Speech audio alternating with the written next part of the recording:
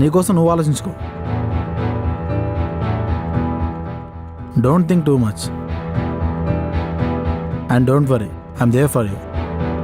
నీ life set చేస్తా కదా, మంచిగా, గ్రాండ్గా, లగ్జరీగా. That's the point.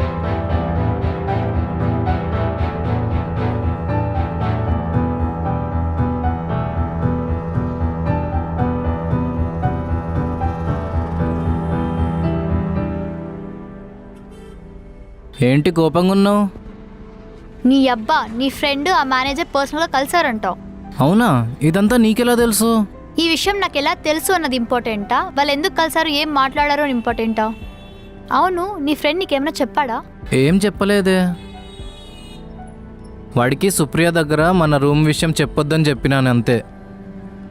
అరే ఈడియట్, వాళ్ళు కలిసి ఏదో ప్లాన్ చేస్తున్నారు. త్వరలో మన ఆఫీస్కి బాస్ వచ్చేది ఉంది. బాస్ వచ్చాక వాళ్ళు టార్గెట్ చేసి మనల్ని ఇరికిస్తారేమో డౌట్గా ఉంది.